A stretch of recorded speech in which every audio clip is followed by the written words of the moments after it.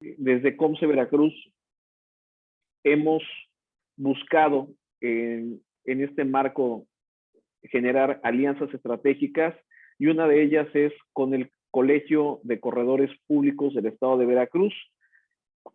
Tenemos en esta ocasión a su presidente, el licenciado Alaudin Nieto, quien nos va a compartir una información en torno a lo que es la correduría pública enfocada a la actividad y a la importancia que tiene en el comercio exterior.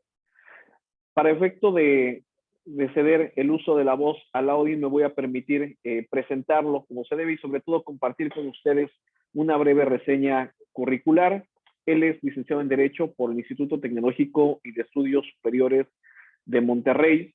Cuenta con una maestría en Derecho Empresarial y Fiscal por la Universidad Iberoamericana, Campus Golfo Centro, y ha realizado especialidad en Derecho Constitucional y Ciencia Política en el Centro de Estudios Políticos y Constitucionales en Madrid, España.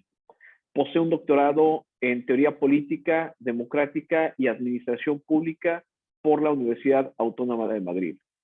Actualmente, Alaudin se desempeña como corredor número 15 en la Plaza del Estado de Veracruz, y este título de habilitación fue otorgado por el Ejecutivo Federal a través de la Secretaría de Economía en 2017. Y bueno, un abogado, doctor, con una trascendencia académica importante y sobre todo con un papel fundamental y representando a un sector importante no solamente para el comercio exterior, sino para las actividades comerciales en general, como es la correduría pública. Pues nos honra esta media mañana con nosotros. Estimado Alaudin, te agradezco muchísimo el que hayas tenido la oportunidad en tu agenda de compartir con nosotros este día. Y bueno, pues te cedo el uso de la pantalla y el micrófono para que nos puedas compartir esta importante ponencia a todos nosotros. Te agradezco mucho. Al contrario, mi estimado José Luis, agradecer mucho a ti y a COMCE la invitación a compartir, a hacer esta alianza estratégica, como ya lo señalabas, lograr un convenio de colaboración y como alianza estratégica desarrollar actividades en conjunto con el Colegio de Corredores Públicos del Estado de Veracruz. A nombre del Colegio de Corredores Públicos agradezco la atención y la invitación. Y como dices, efectivamente es un viernes cabalístico que va a hacer que las cosas sean positivas, sobre todo aquí en el Estado de Veracruz, que empieza a ser un calor agradable, ¿no? Para todos. Te agradezco mucho la atención de tus palabras. Sí, la figura de la correduría pública es importantísima, nace apenas hace unos 20, 25 años, en el que intenta, viene del desarrollo del Código de Comercio, cuando ya se encontraba la figura de correduría pública, y posteriormente al entrar en vigor el Tratado de Libre Comercio, el TELECAN, se encuentran ante el hecho de decir, bueno, necesitamos una figura que sea agente de comercio, que permita dar agilidad a los negocios, que permita trabajar, que permita desarrollar, y voltean a ver al Código de Comercio, encuentran la figura del corredor público y dicen, bueno, vamos a crear una ley específica de la correduría pública y vamos a darle elementos que hagan, que puedan apoyar de manera concreta y fuerte a lo que sería el comercio. Entonces, me voy a permitir poner una presentación. Ustedes me indican si se ve. Creo que necesito poner, compartir pantalla. A ver, si se ve bien, les agradecería que me lo indicaran. Listo, la Perfecto. vemos bien. Muchas gracias. Y entonces, la figura del corredor público en el comercio exterior es lo que queremos platicar, pero antes de eso me voy a tratar de explicar un poquito de dónde vienen los corredores públicos. Como lo señalaba yo, ya existía la figura en el Código de Comercio previamente. Algunos historiadores encontramos hechos del comercio exterior. Desde el momento que hay negocios, que hay un comercio, se requiere la figura de un corredor público que pueda conectar un negocio con otro, que pueda certificar que los negocios fueron hechos y que tanto al Estado como a las partes les dé seguridad y blindaje jurídico de que eso existe. Esta figura viene de España, entra el periodo del virreinato, se coloca aquí precisamente en Veracruz. Casualmente, el primer corredor público que se genera es en el puerto de Veracruz, precisamente para checar las medidas y comercio de lo que se desembarcaba en el puerto y que se llevaba a guardar. Ese es el acto primario de donde nace el corredor público, dar fe de que esos negocios y que ese producto llegó.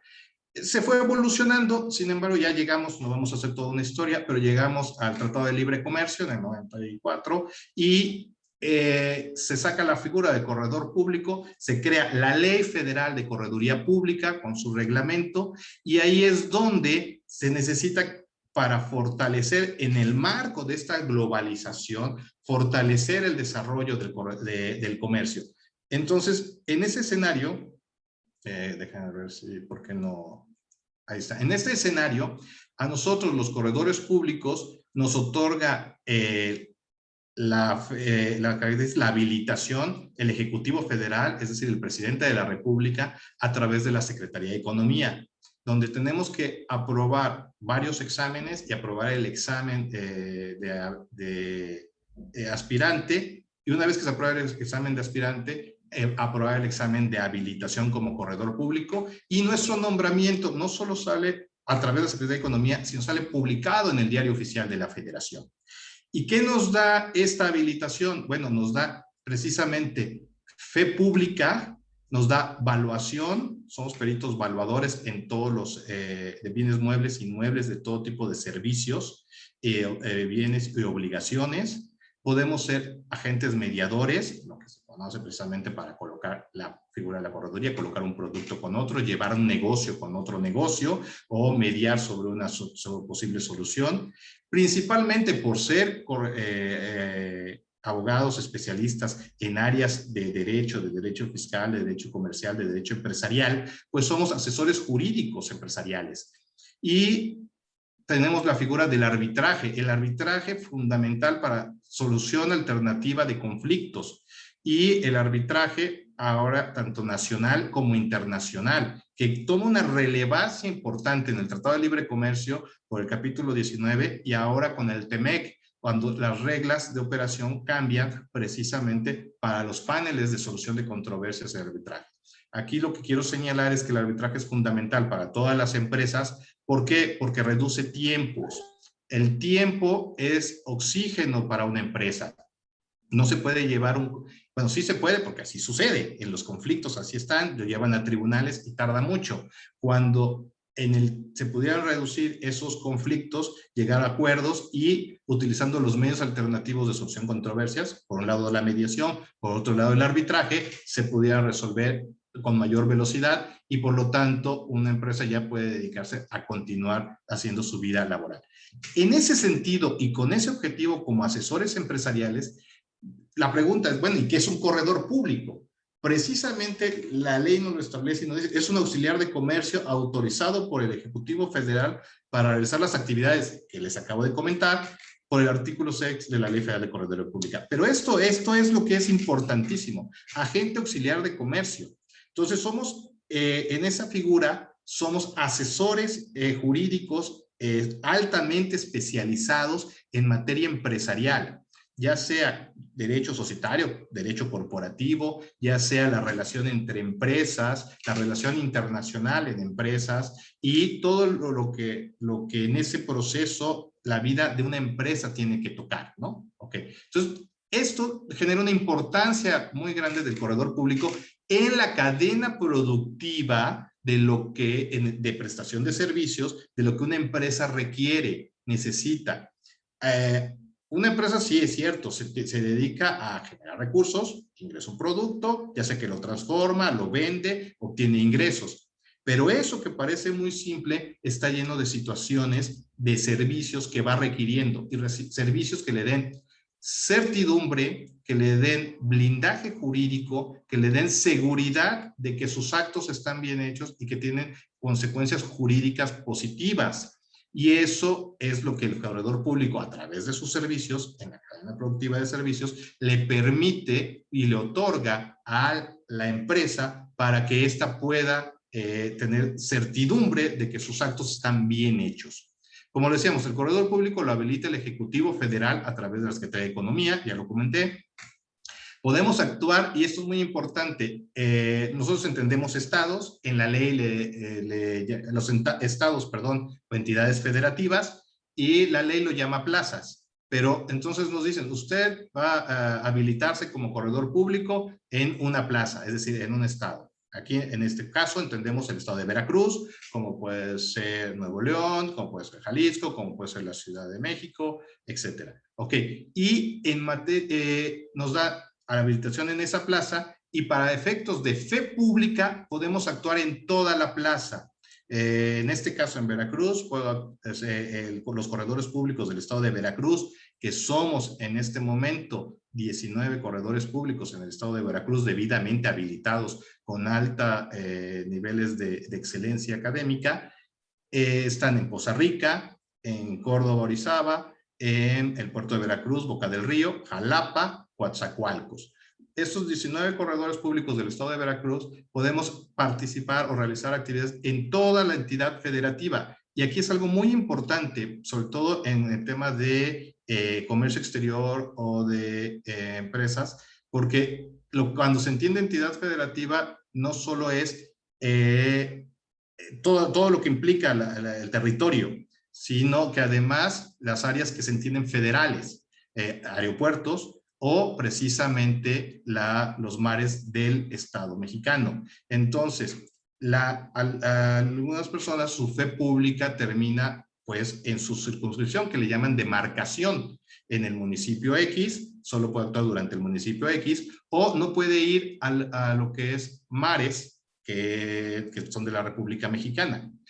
Ahí donde está el agüita, ahí termina su fe pública. Sin embargo, nosotros sí podemos hacerlo, podemos subir a los barcos que estén dentro de lo que se entiende la República Mexicana y dar fe pública de los actos que ahí se realicen. Y esto para el comercio exterior es importantísimo por las situaciones que previo a que el producto entre a la aduana, en la incursión en el territorio nacional, ya sea en tránsito o en desarrollo, ahí es donde se requieren muchos actos jurídicos que el fedatario público, que es el corredor público, puede otorgar. ¿Sí? En este sentido es la importación.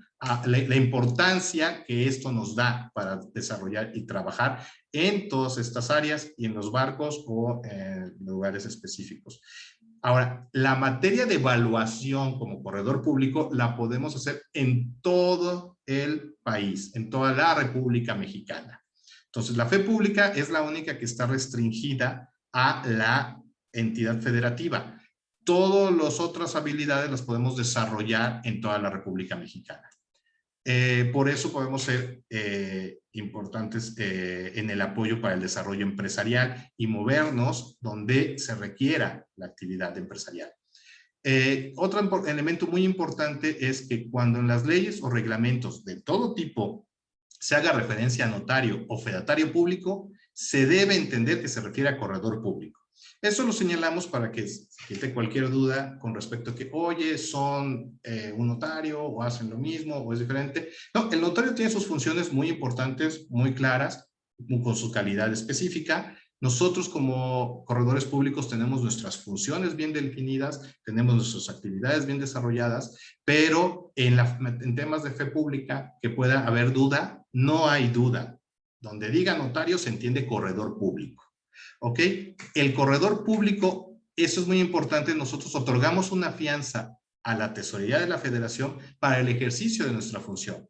Entonces, aquí en nuestros ejercicios de nuestras funciones, pues obviamente debe haber alto nivel de profesionalismo, debe haber secrecía profesional y debemos de no atrasar los negocios que se pongan a nuestra disposición o los negocios que nosotros tenemos que hacer. Nuestras funciones deben ser rápidas, expeditas, y no podemos negarle el trabajo a nadie.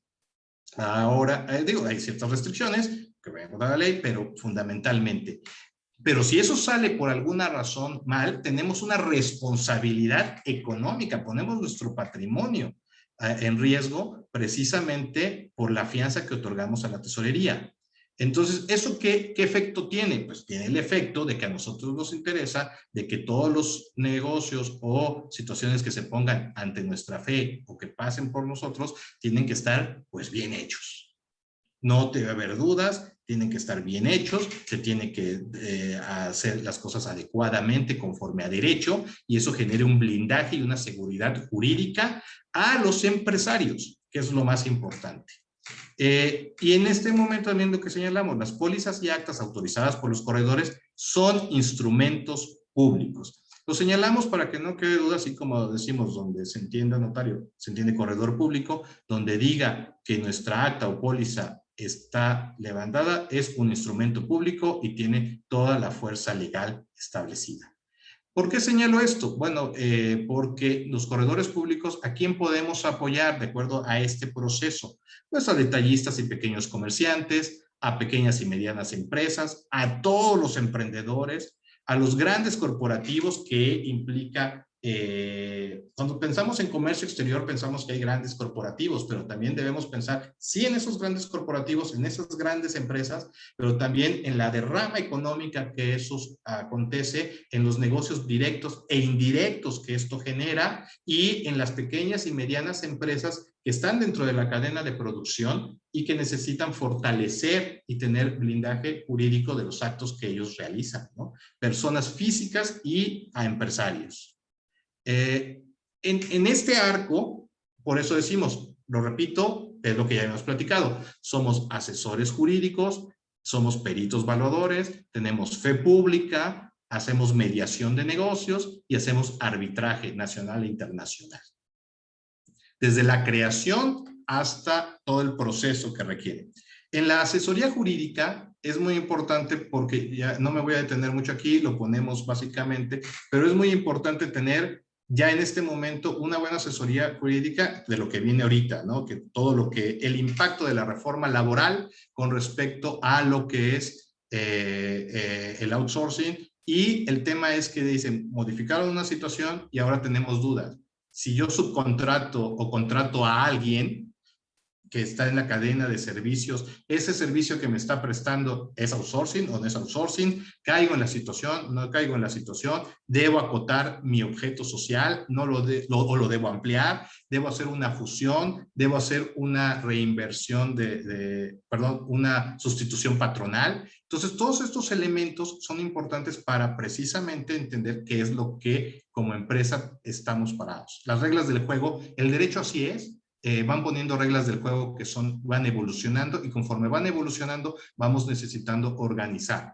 ¿Cómo? Pues bueno, organizar nuestros contratos, nuestras comisiones mercantiles, qué tipo de contrato voy a desarrollar con cada uno de los personas con las que estoy haciendo negocio, con mis otros socios empresariales, qué tipo de negocio debo de hacer. Todo eso tiene implicaciones laborales, implicaciones fiscales, implicaciones mercantiles, implicaciones de comercio exterior. Estamos capacitados precisamente para dar una buena asesoría en todo ese proceso al empresario para que éste se pueda desarrollar. Y eso se puede concretar en auditorías legales a la empresa.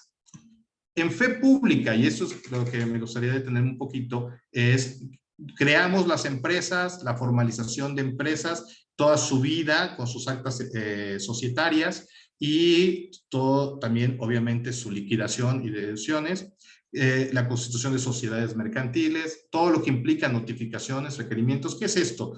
Una empresa requiere informar a otra empresa que le pague, requerirle que le pague, decirle que cumple el contrato, decirle que ya no se va a cumplir el contrato y todo eso se tiene que hacer a través de actos jurídicos formales para que tenga una implicación futura, como llaman actos preparatorios. ¿Para qué? Para saber cómo se va a desarrollar y que esto tiene fe pública, es decir, es verdad jurídica porque lo hizo un fedatario público. Ahora, en la ratificación, eso es muy importante, me gustaría señalarlo, ratificación de firmas de contratos o convenios mercantiles. Okay. Un contrato que hace una empresa es un contrato mercantil. Ese contrato hoy por hoy tiene una implicación fiscal que va hacia la materialidad, hacia la fecha cierta y hacia la razonabilidad de negocio. es todo un tema que quizá más adelante o en otro momento podemos abordar, pero lo importante es que se debe de comprobar, el contrato nos debe comprobar la existencia material del negocio realizado a través de una fecha cierta, y esa fecha cierta se da a través de, uno de esos elementos es la ratificación de firmas ante el fedatario público de las personas que intervienen.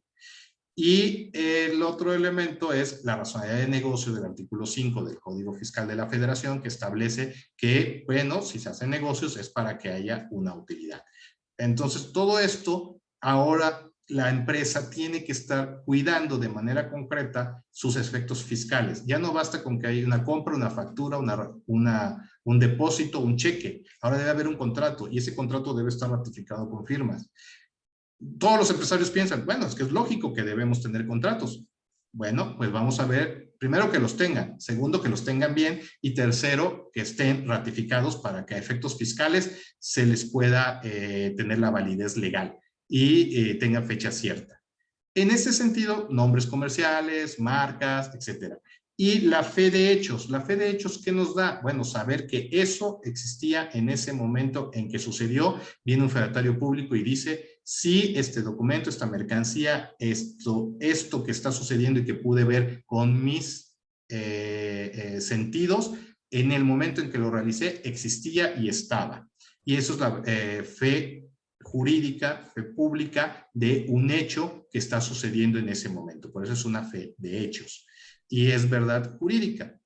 Ahora, la evaluación, vamos a la evaluación de empresas, patentes, marcas, derechos, bienes inmuebles, bienes muebles especializados, maquinaria y equipo, acciones de negocios, evaluación de negocios. ¿Cómo podemos apoyar al comercio exterior? Como lo decíamos desde un principio, el producto en el comercio exterior al final o entra al país o sale del país. Si entra al país, tiene tres situaciones. O entra para irse en tránsito, entra para ser transformado y salir, o entra para venderse en el mercado mexicano. Si es cualquiera de esas tres situaciones, requiere muchos requisitos formales, que todos los agentes aduanales lo tienen claro, pedimentos, certificaciones, cómo va a entrar, qué tipo de producto va a entrar, si en relación a eso, qué impuesto va a cubrir, y en ese sentido requiere certificar ciertos documentos, evaluar que los bienes sean los que están ahí. Pero ¿qué sucede cuando el bien se destruye, se lastima, no llega como debe de estar, hay pérdidas? Bueno, probablemente se requiera una evaluación de ese producto para saber en cuánto se efectuó la pérdida, cómo se desarrolló. Hay maquinaria y equipo para transformar que viene del exterior o se compra en México. Bueno, ese producto, cómo quedó depreciado, cuánto vale, cómo se tiene que rediseñar, si el equipo tiene que volver a salir del país, cuánto es el valor que ese producto tiene que tener. Esa es la idea de la evaluación que apoya directamente en cualquiera de estos momentos que acabo de platicar de la entrada de productos al país y de los bienes que se requieren para transformarlo y de los inmuebles que tiene la empresa para saber cuánto vale la empresa con todos los bienes que tiene físicamente hablando, con todos los bienes intangibles que tiene, que son marcas, y con todo lo que sería el negocio en marcha, porque todo lo que flujo de efectivo que podría generar. Todo eso tiene un valor para un empresario. ¿Cuánto? Tanto tangible como intangible, y eso nos lo da la evaluación. Y estamos especializados para eso y los podemos apoyar en esos sentidos. Lo del arbitraje ya no me detengo aquí porque ya lo platicamos, pero precisamente abre esta ventana importantísima para el Tratado de Libre Comercio, el TEMEC, que decíamos los paneles internacionales ahora se modificaron un poco por las reglas de origen y hay que volver a revisar esas reglas de origen, cómo vamos a entrar de cara a paneles internacionales y paradójicamente durante los últimos 18 o 20 años anteriores no se había platicado mucho en los temas de arbitraje porque hay ahí algunos casos paradigmáticos como las escobas, el aguacate, el atún, los camioneros del tomate que pasaban a Estados Unidos. Había paneles internacionales. Sin embargo, en este momento ya con nuestro principal socio comercial del TEMEC, Estados Unidos, Canadá, ya ha habido ciertas fricciones y se está exigiendo que haya cumplimiento de los tratados y esto nos puede llevar a paneles internacionales y arbitraje. pero esto se limita exclusivamente a los grandes arbitrajes como Estado. No, también la empresa puede pactar, solucionar sus conflictos a través de los arbitrajes y llevarlo con el socio internacional a un arbitraje específico con reglas específicas que reduzca el tiempo y que tenga un resultado concreto que pueda beneficiarle o que tenga un resultado concreto apegado a derecho. Eso es lo importante. La mediación, vamos a ponerlo así, es ganar-ganar.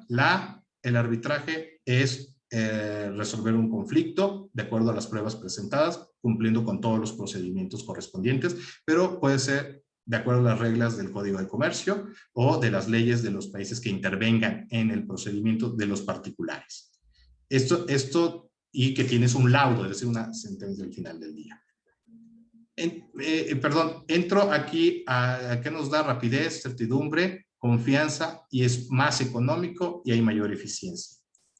Aterrizando un poco, porque nos comentaron sobre el tema de la fe de hechos en el tema de IMEX, que podría apoyar muchísimo todo este desarrollo de lo que es el fedatario público. Resulta que ahora nos piden a los fedatarios públicos, a los corredores públicos, que apoyemos de manera directa a la Secretaría, puede ser cualquier fedatario público, pero vía la visita y hacer la fe de hechos en materia de IMEX.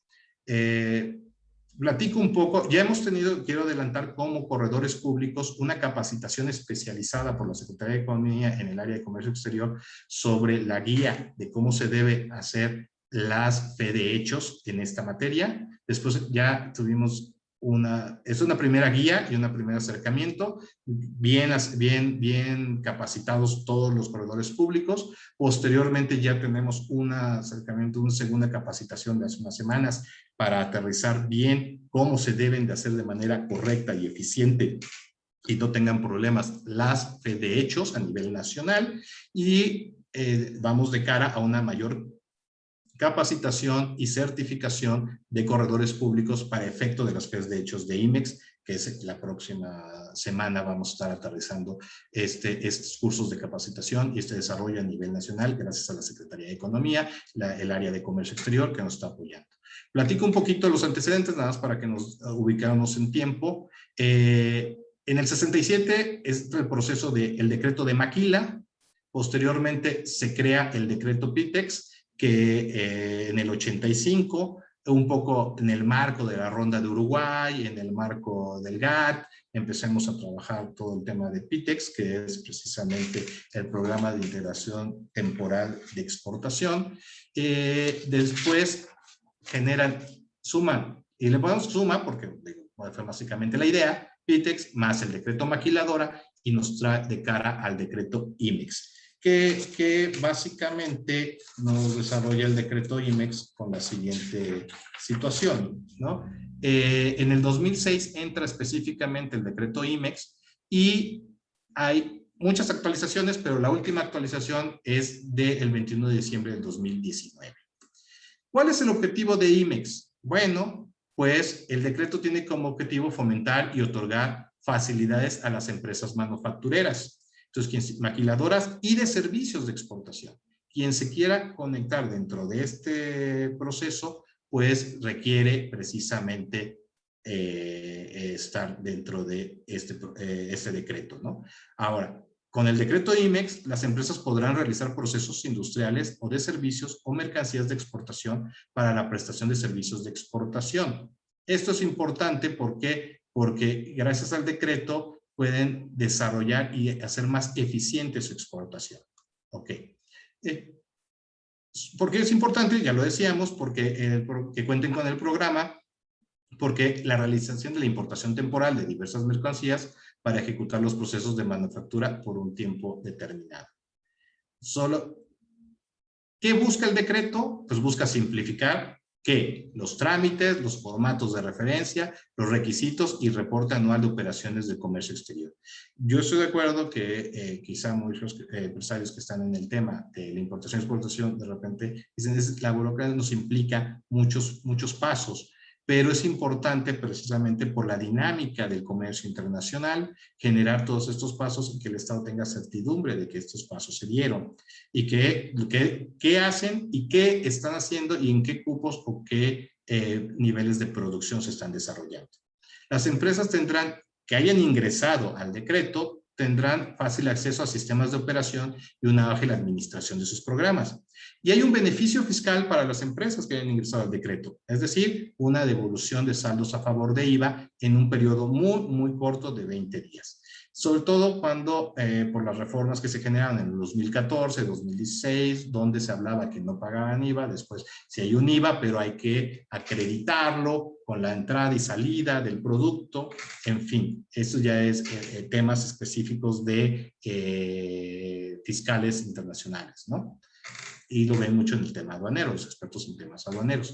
Ahora, nos concentramos en que dentro de todos los requisitos que el artículo 11 del decreto, el artículo 11 del decreto pone para poder solicitar el ingreso, la fracción quinta del decreto nos establece que debe haber una visita. ¿Cuál es el objeto de esa visita? Constatar que el interesado cuente con la capacidad instalada, y esto es importante, cuente con la capacidad instalada para procesar las mercancías e importar o para realizar el servicio. Es decir, debemos constatar de manera física y concreta y clara que la persona que dice que hace A, en realidad lo haga y tenga los elementos necesarios para hacerlo y para que ese producto salga y exista. Como decíamos, dentro del decreto aterrizamos de la Secretaría de Economía las reglas generales y la regla 5.3.1 nos establece muchos requisitos, porque por eso, pero nos vamos a concentrar exclusivamente en el J. Si son 10 requisitos, nos concentramos en el J. ¿Qué nos dice? El J, después de que solicitó la empresa todos sus elementos y todo ingresar y participar en el decreto, requiero digitalizar ciertos documentos. Necesito digitalizados ciertos documentos. El proceso productivo, que es muy importante que se tenga, el contrato de maquila, la descripción detallada del proceso productivo, que incluye la capacitación de instalación de la planta, documento que acredite legalmente la posesión del inmueble, y el programa de inversión. Es decir, y por último, y lo más importante que queremos concentrarnos, es la fe de hechos. La fe de hechos va a constatar que todos los pasos que dijimos sí existan y sí estén. ¿Qué sucede en la práctica? Pues hay veces que pareció muy fácil decir, oye, dimos un domicilio fiscal, pero en realidad trabajamos en la casa o en el inmueble ubicado enfrente. Pues ya tenemos un pequeño problema porque no podemos señalar eso, ¿no? Ahí hay una inconsistencia. O decimos que tenemos un proceso con unas determinadas máquinas y resulta que en la práctica son máquinas un poco diferentes, pueden ser mejores o regulares. Entonces, el tema es que lo que se señaló se tenga. Ahora, no piden nada extraordinario que no tengan o que ya deben de tener todas las empresas que se dedican al ramo de la maquila. Obviamente, registro federal de contribuyentes, domicilio, firma electrónica, contrato de producción, que sus contratos estén adecuados, estén correctos, que esté bien constituida, que tenga elementos.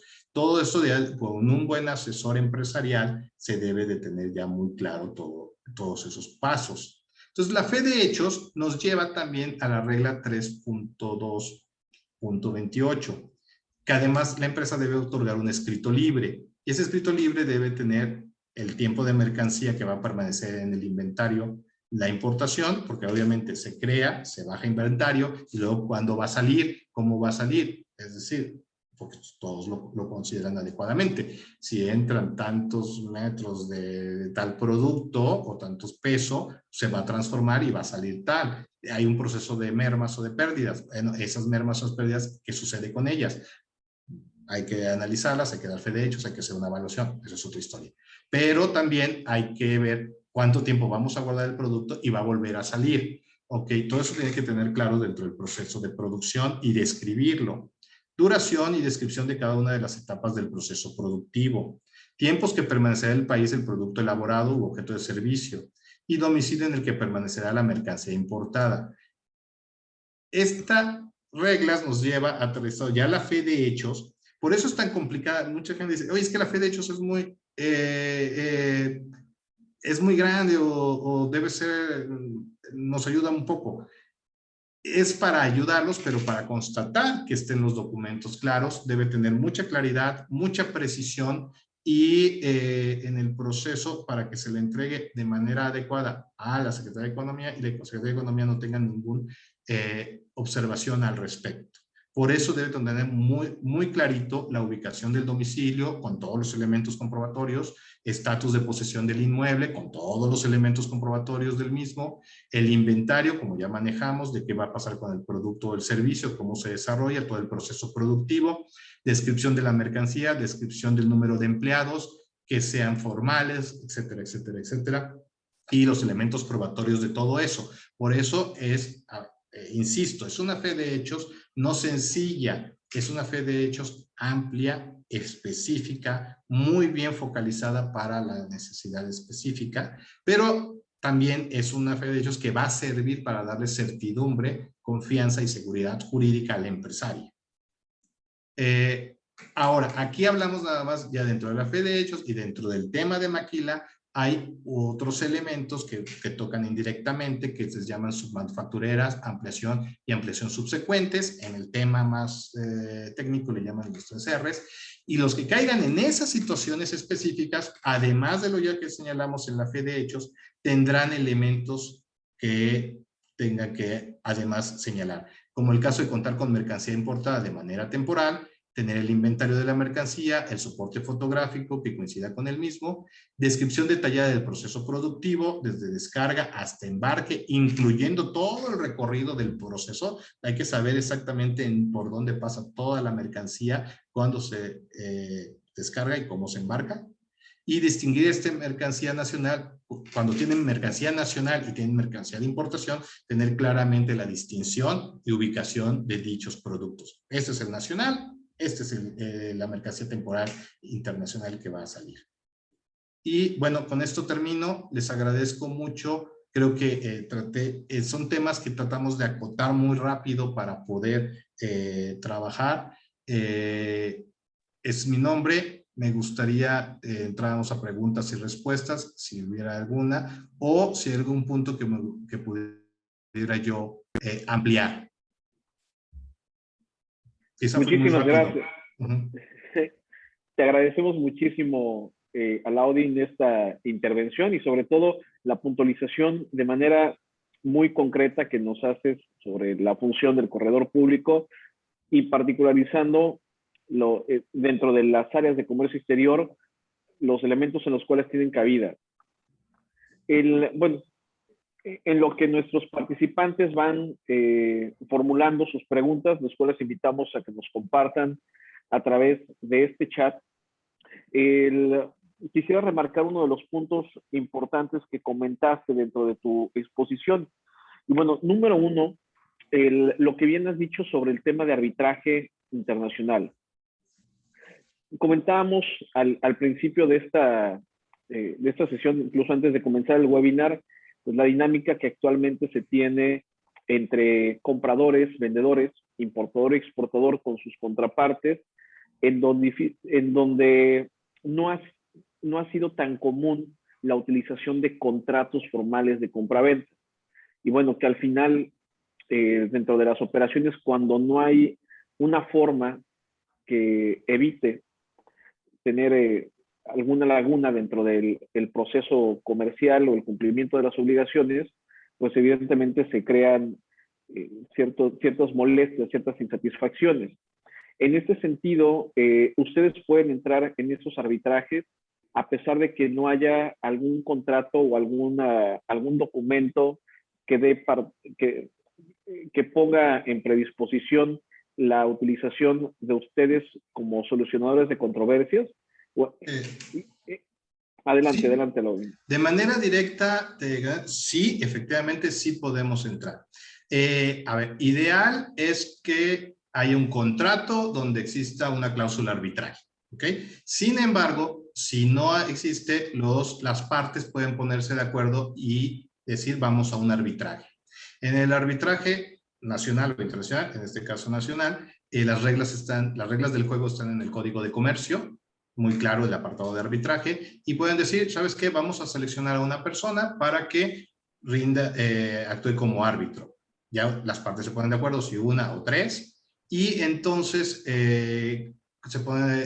al momento de seleccionarlo, los corredores públicos podemos ser seleccionados como árbitros para intervenir, y ya nos pasan toda la información. Vamos a suponer que se crea ese panel arbitral, ese tribunal arbitral, se le pasa toda la información, hace todo el proceso como un procedimiento judicial, es decir, hay derecho de audiencia a una parte, derecho de audiencia a la otra, se rinden pruebas, se analizan las pruebas, se ponen de acuerdo con qué leyes lo vamos a ver, y por eso hablaba de internacional o nacional. Cuando hablo de qué leyes, hablo de qué país, ¿no? Si es el arbitraje internacional, bueno, vamos a ponernos de acuerdo si qué reglas del juego quisieron poner. Si había un contrato, qué reglas del juego establece el contrato. Si no hay un contrato, qué reglas del juego deben de prevalecer para analizar con esos lentes esas pruebas. Entonces, pero si es dentro del país, pues bueno, lo hacemos con las reglas del país. Y bueno, ya se hace todo el procedimiento, se analizan las pruebas, y se escucha a las partes y se rinde un laudo. Y ese laudo tiene pues el nivel de sentencia. ¿Para qué? Para decir, bueno, la razón la tiene A o la razón la tiene B, y entonces hay que cumplir de esta manera. Pero podemos, sin que exista formalmente un contrato o sin que exista formalmente una cláusula arbitral, podemos, si las partes están de acuerdo, que nos inviten y participar como árbitros en la solución de ese conflicto. Obviamente, en un principio, pues, se hace una vez que así sucede, se hace un documento donde las partes están pidiendo. Esto es importante, ya sea en todo el conflicto o en una parte del conflicto, ¿no? Porque muchas veces tienen un contrato y dicen, mira, el contrato sigue, lo que no estamos de acuerdo es en una sola cláusula, pero la vida comercial la queremos continuar, ¿no? Bueno, pues en eso podemos hacer ese arbitraje sobre una sola parte del conflicto, ¿no? Lo del contrato. Y ya puede ser que nos invite una autoridad, en este caso pensamos en Profeco, o que nos inviten cualquiera de las partes a solucionar el conflicto. Y el efecto final del laudo es que es cosa juzgada. No se vale que una vez que entramos a un arbitraje y salió un laudo, alguien diga, no estoy de acuerdo, me voy a un juicio. No, ya quedó y es cosa juzgada, ¿no? Perdón. Y creo que, no sé si logré explicar la respuesta. Sí, incluso ampliada bastante bien. Te agradezco mucho también la explicación del procedimiento. Digo, esto nos da notoriedad sobre la importancia de su participación, y creo que aquí también vale la pena rescatar algo, estimado Alaudin. Sí. Ustedes también nos pueden apoyar a generar los contratos de compraventa, los formatos de contratos de compraventa. Fundamentalmente nosotros estamos, como te decía, nuestra función como asesores jurídicos es precisamente apoyarlos en todo lo que sería el desarrollo de sus contratos, que estén apegados a derecho, que tengan blindaje jurídico, nacionales e internacionales, pero que sobre todo se pueda. Qué bueno que lo comentas aquí porque es muy importante. Como asesor jurídico, ahora le llaman la auditoría jurídica, la auditoría de legalidad. Pero la auditoría de legalidad o lo que es la asesoría jurídica debes de tener toda una serie de documentos que te den tu blindaje. Los contratos son fundamentales. La práctica comercial nos ha hecho que no tengamos contratos. De repente he tenido empresas que son negocios muy grandes y es de palabra, o sea, no tienen un contrato. Y dicen, bueno, al final no hay necesidad porque me entrega la mercancía, yo le pago con los documentos, me da una factura, yo le pago con un cheque, estamos bien, ¿no? Oye, pero cuando tengamos una situación, o si hay alguna situación, no digamos ya un conflicto, sino una controversia que queramos resolver porque la mercancía no llegó adecuadamente, en fin. Lo ideal es que te haya un contrato. Nosotros como corredores públicos podemos asesorarlo en la creación de todo ese tipo de contratos para que estén con el blindaje jurídico adecuado. Pero voy más allá y ahorita me gustaría recargarlo en materia fiscal. Esos contratos tienen un toque de materia, deben de tener hacia la materialidad y la fecha cierta. ¿Qué es la materialidad en materia fiscal? Bueno, ahora nos dice la Secretaría de Hacienda, tú, empresario, tienes que comprobar que con la persona que haces negocio haga lo que dice que hace, tenga los elementos materiales para hacer lo que dice que hace y pueda entregarte el producto que dice que te va a entregar. Ok. ¿Dónde lo va a decir? Pues en un contrato, fundamental. Segundo, junta todos los elementos necesarios para que tú me puedas decir a mi Secretaría de Hacienda que efectivamente esa persona cumple con la materialidad. Y va más allá, te dice, además, tú debes de comprobar que esa persona exista fiscalmente, exista realmente y te esté entregando el producto por todo el tema de las empresas fantasma, y que además, sí, tú compruebes que está en el domicilio fiscal, que dice que está y que ha cumplido con sus obligaciones fiscales. Entonces, bueno, es un exceso. Sí, pero además, pero ya ahorita tienes que hacerlo para comprobar con la materialidad. Entonces, además, por eso necesitas hacer un contrato donde diga todo eso, pero además, ese contrato para fecha cierta, ¿qué es la fecha cierta? Si Hacienda hace una auditoría y te revisa, dice, no solo es suficiente que tenga yo un cheque, que tenga una factura, que tenga el producto, que haya yo pagado, sino además me tienes que comprobar que había un contrato que se celebró previo a la realización de la auditoría. ¿Cómo sabemos eso? Pues con la fecha cierta. ¿Cómo es la fecha cierta? Bueno, pues se da a través de 3 situaciones. La primera, que ese contrato haya sido ratificado previo a la revisión de auditoría con un fedatario público, ratificación de firmas. 2, que una de las partes haya fallecido, porque si ya falleció previamente y lo pruebas, quiere decir que el contrato no fue posterior a la auditoría, fue antes. Y 3, que efectivamente ese contrato haya sido una autoridad, lo haya realizado con las formalidades correspondientes. Es decir, el típico, compras un inmueble, pues hay una formalidad, ¿no? Ese contrato de compraventa pasa a través de un fedatario y hacen una escritura. Bueno, ese ya cumplió. Pero los contratos de negocios comerciales necesitamos que haya una ratificación de firmas. Importantísimo ahora, y esto me gustaría nada más acotarlo, también los podemos apoyar para que esa ratificación de firmas sea físicamente hablando, pero también se puede hacer en electrónico.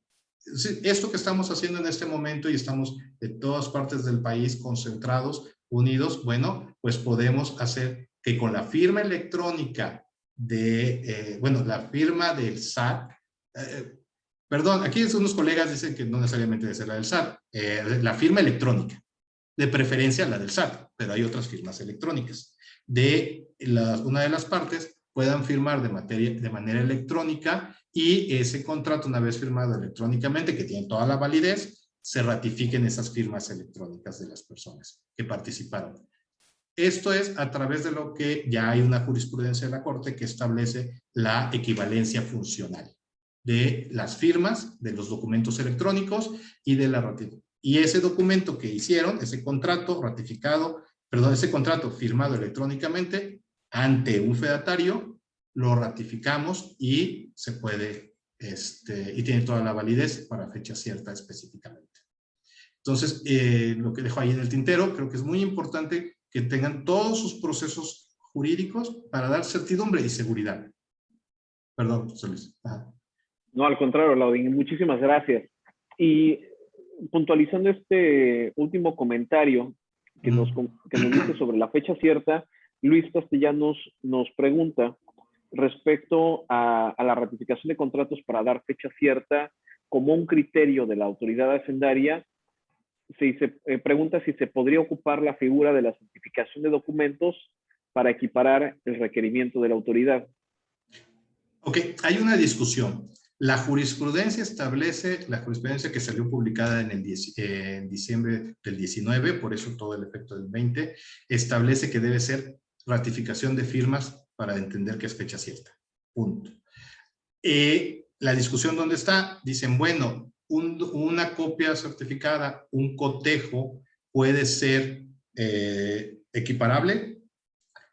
Bueno, no es equiparable porque lo que demuestra el primero es que ese documento ratificaron la firma en el momento en que se celebró o por voluntad de las partes posteriormente para ratificar la firma y que existía. La certificación, una copia certificada más en concreto, o un cotejo, lo que dice es que hay un documento original que es copia fiel en ese momento y hay una copia fiel. Ese documento original existía previo, ¿no? Ok. Al día en que se hizo la copia certificada. Entonces, ¿qué sucede? Queda a criterio de la autoridad. Muchas personas dicen, sí, pues sabes que por cuestión económica no voy a ratificar firmas o contratos que ya pasaron y que yo no tengo ya forma de ratificarlos. Saco una copia certificada para que demuestres que existía antes, ¿no? No es una ratificación de firmas, es que una copia certificada que demuestra que al día que se hizo la copia certificada, el documento existía. Como no está en el tema de la jurisprudencia, va a quedar eso a criterio de la autoridad para que ella decida si efectivamente eso es prueba suficiente para ella. Autoridad, hablo del SAT, para que diga si ese documento existía previo a la auditoría, ¿no? Porque señalo, perdón, aquí no es meter miedo, pero el efecto jurídico que tiene para el SAT el que no pruebes la fecha cierta es que ese gasto no es válido, por lo tanto no se deduce y por lo tanto se convierte en un crédito fiscal, ¿no? Ok, porque estás obteniendo un beneficio indebido. Entonces, aterrizando la idea, ¿es mejor tener una copia certificada que no tener nada? Sí, hágala, por supuesto. Ideal, porque es lo que establece la jurisprudencia, ratificación de firmas. Ajá. Gracias, Excelente, Castellanos. Aloy. Sí. Perfecto, pues quedó resuelta esa pregunta. Y bueno, simplemente puntualizar, hoy en día estamos viviendo cambios en torno a las cadenas de suministro, como lo hemos venido mencionando, en torno a las interacciones comerciales entre comprador y vendedor, y también nacionalmente estamos pues, viviendo un reforzamiento de la autoridad en torno al combate a la corrupción, a la búsqueda de la seguridad nacional. Ante ello, pues, el tema de comercio exterior pues, tiene un punto de interés para la autoridad por todas las prácticas ilícitas que se han generado y también por la falsedad de datos que se ha generado dentro del mismo comercio exterior. Entonces, eso nos está llevando a que la autoridad busque de manera directa la verificación de información dentro del comercio exterior. Y aquí ratifico este punto porque va a ser muy importante que en esta correlación que vamos a buscar comenzar a hacer aquí en Veracruz con el colegio que está representando, es para ofrecer a la comunidad importadora y exportadora este beneficio, el acercamiento con ustedes en torno a asesoría y sobre todo la validación de actos de comercio, la validación de datos, la validación pues, de todos los hechos que puedan dar certeza a ellos para las relaciones jurídicas y comerciales que requieran, pero también para la autoridad.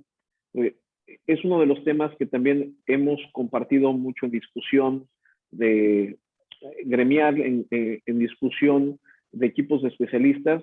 Como sector privado necesitamos recuperar la confianza de la autoridad y bueno, la confianza se recupera con hechos. Y de esta forma, pues necesitamos reivindicar todo lo que pudiera estar en duda con circunstancias en donde ustedes pueden ayudarnos a generar esa fe de circunstancias para dar seguridad a la autoridad.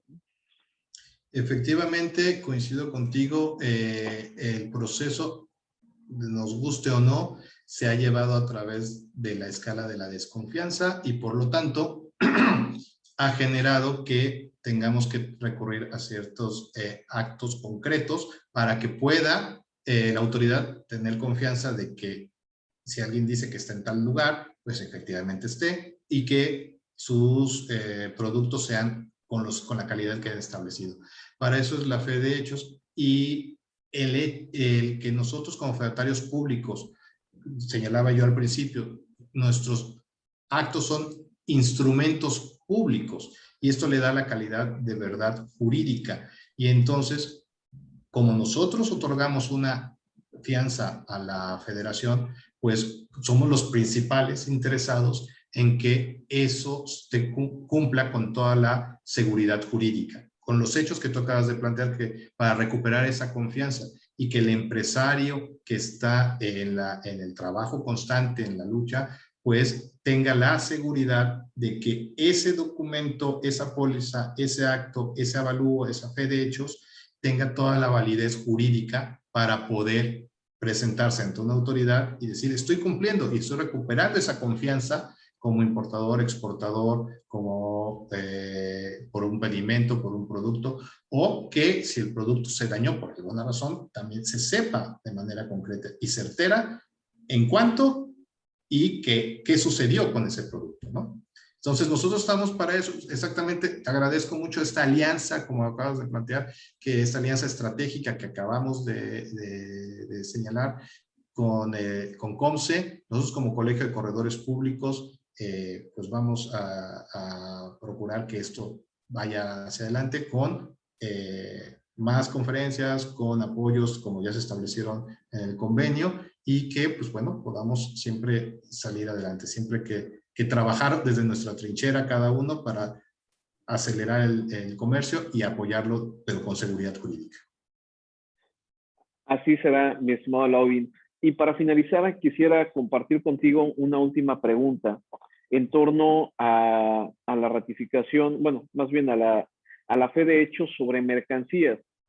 La pregunta es básicamente, ¿cuál es el mecanismo jurídico que da, bueno, que les da a ustedes esa certeza sobre la fe que declaren ante un hecho, por ejemplo, sobre el estado de una mercancía y que esto pueda tener validez jurídica en otro país?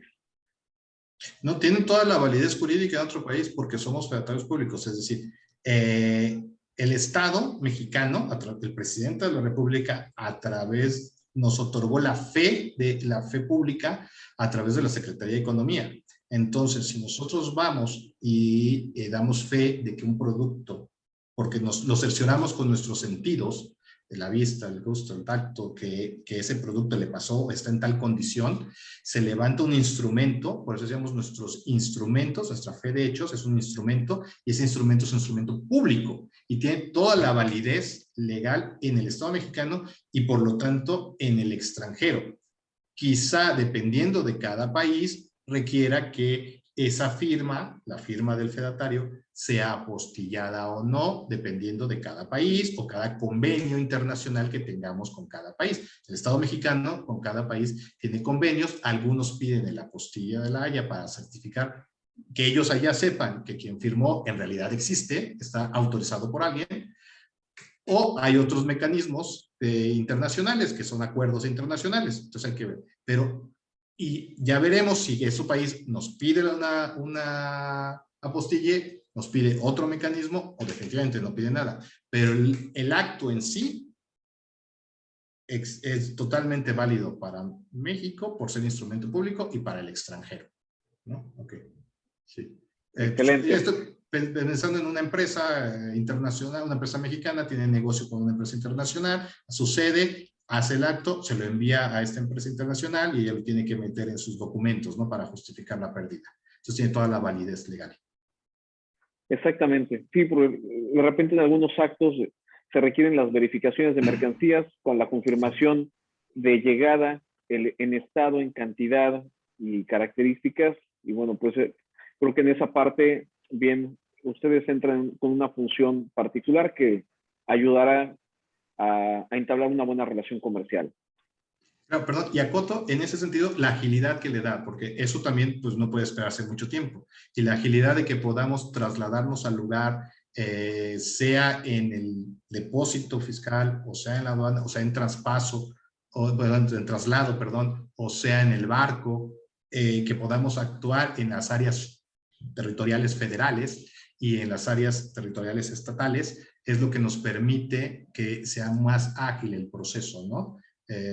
Porque muchas veces eso, pues, ustedes lo saben como agentes en el tema del comercio exterior, pues hay que sucede a la hora que sea y hay que verlo en ese momento, ¿no? Entonces la agilidad es lo que, para poder trasladarnos a ese punto, y sobre todo un elemento muy importante que los corredores públicos tenemos es que podemos pactar libremente nuestros honorarios, no estamos fijados a tabuladores. Entonces con cada persona se deben pactar libremente los honorarios. Gracias. Excelente, es muy bueno saberlo. Alaudin, pues creo que con esto agotamos los puntos y las preguntas que teníamos. Pues no me queda más que agradecerte esta participación y bueno, como lo hemos comentado, lo hemos hecho partícipe con quienes nos acompañan en esta media mañana. Vamos a dar continuidad a este trabajo. Tenemos por ahí el interés de formalizar con ustedes como COMCE, con el Colegio de Notarios, de Corredores Públicos del Estado de Veracruz, para facilitar beneficios a la comunidad de comercio exterior. Al contrario, el agradecido soy yo. Muchísimas gracias a COMCE y pues a todos los participantes por su tiempo. Muchísimas gracias. Quedo a la orden para cualquier duda.